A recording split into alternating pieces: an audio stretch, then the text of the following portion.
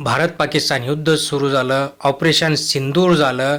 त्याच्यानंतर आता भारत तिकडे जे काही UN चे जे काही सदस्य देश आहेत त्यांच्यामध्ये आपले जे काही शिष्टमंडळ आहे ते पाठवणार आहे की आम्ही कसा विजय मिळवला. आणि त्याच्यातच एक सनसनी बातमी आली जी तुम्ही आता आपल्या थंबनेलला बघितलंच असेल की ज्योती मल्होत्रा ही एक यूट्यूबर आहे आणि ही यूट्यूबरला आता अटक करण्यात आली.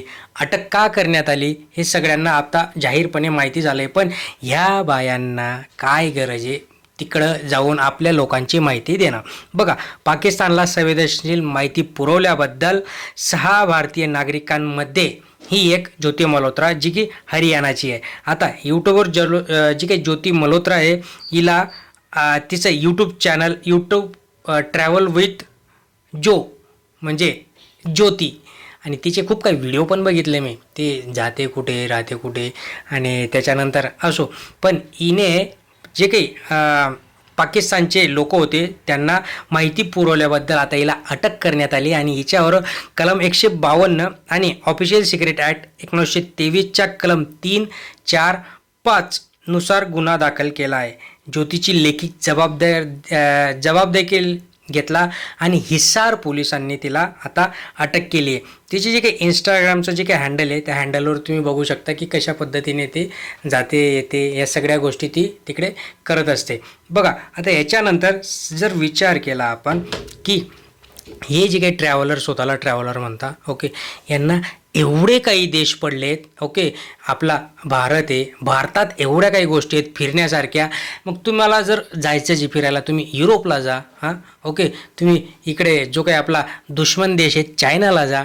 पण तुम्ही या देशात आपला जो काही पहिल्यापासून दुश्मन असलेला देश आहे तो म्हणजे पाकिस्तान, आणि याच्यामध्ये जाता तुम्ही तिकडे ट्रॅव्हल लॉग करता, तिथल्या लोकांची तुम्ही चांगल्या चांगल्या गोष्टी दाखवता की इथे एवढं डिझेल इंजिन आहे आणि ते एवढं फास्ट जातं, आणि मग ही हॉटेल, मग हे अब्बाजान, मग तो खाला, आणि या सगळ्या गोष्टी या बाईला काय पडली? हां, एवढं भारतात सगळ्या गोष्टी असताना तिकडं जाते आणि तिकडचे जे काही मॅचेस आहेत त्या मॅचेस देखील बघायला जाते. आणि त्या मॅचेस बघताना हिने आपल्या लोकांची जी काही आपल्या इंडियन डिफेन्स असो किंवा भारताविषयी चांगल्या चांगल्या गोष्टी, तो जो काही शहाबाज होता उर्फ शाकीर उर्फ राणा शहाबाज याच्या संपर्कात आली आणि त्याला खूप काही गोष्टी सांगितल्या असत्या. आता बघा, एका इंडियन नागरिक, आपण भारतीय नागरिक आहेत आणि आपल्याला भारताच्या खूप काही गोष्टी माहिती असतात.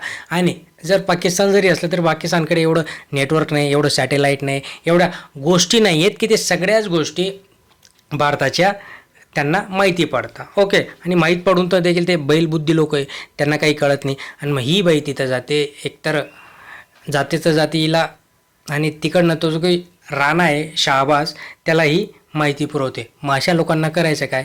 एकतर भारतात कमी काही आहे का? नाही आहे ना.